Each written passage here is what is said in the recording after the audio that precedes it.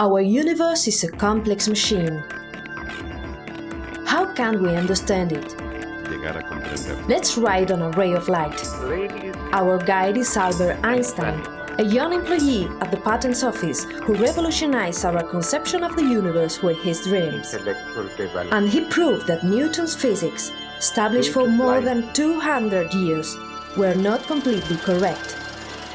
Einstein made of light a tool for sculpting time.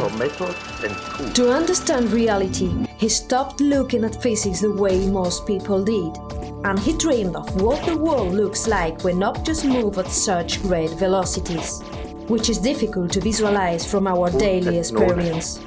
At age 26, Einstein presented the world with his theory of special relativity, a theory that has evident consequences only at a cosmic scale. Let's imagine that the whole universe is the size of a small city.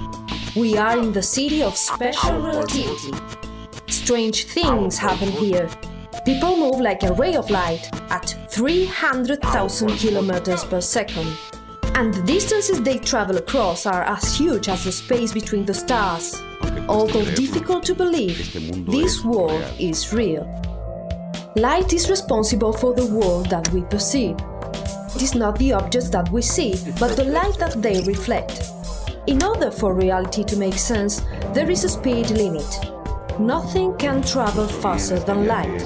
Even if we traveled while being on a ray of light, we would not be able to add our own movement. We can accelerate a car by stepping on the accelerator, but light cannot be accelerated.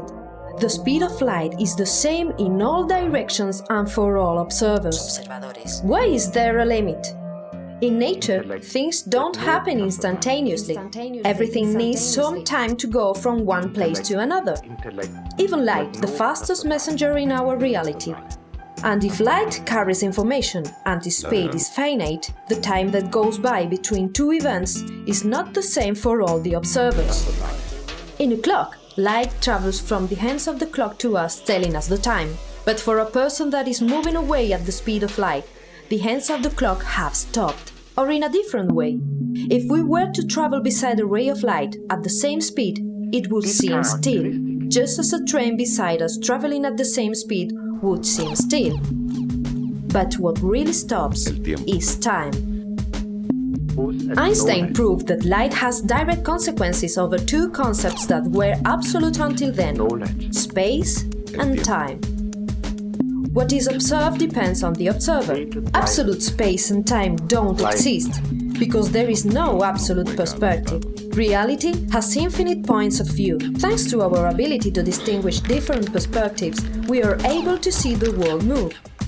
In the cosmic show, there is no spectator without a fixed seat. Let's go back to the relative city. The streets become shorter and people seem thinner. The faster an object travels, the smaller it becomes in the direction of motion. A moving train could fit in a tunnel smaller than itself. Going faster is the same as saying that space contracts. What about time? Einstein suggested that time is a local phenomenon and it passes differently according to the observer. Time is not a unit of measurement, nor is it the same for the whole universe. The citizens of relative city are so far away from each other that their watches show different times. And what is most amazing, the faster they move, the greater the time difference between their watches.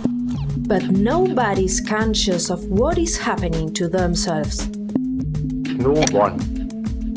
Every day we travel into the future at a 24-hour rhythm. But can we go faster? Einstein believed in the dream of traveling in time, and he gave us the possibility of reaching the stars in a journey in which, on our way back, we discover that although for us it has been an instant, for the others it has been a lifetime. As strange as it might seem, it is a natural law. Experiments have confirmed it. Time goes by slower on an airplane or for astronauts on spaceflight than on Earth. In short, distances in motion shorten, times in motion slow down. Einstein knew that space and time are not independent. They are different aspects of a four-dimensional, flexible everything called space-time, a reality that varies as a function of the only absolute value, the speed of light. But that is not all. Einstein proved that thanks to light, other physical qualities are also related. A small quantity of mass could generate a devastating amount of energy, tragic consequences that would cast a shadow over pacifist Albert Einstein's conscience. We should take care. A worrying reality, a revolutionary theory.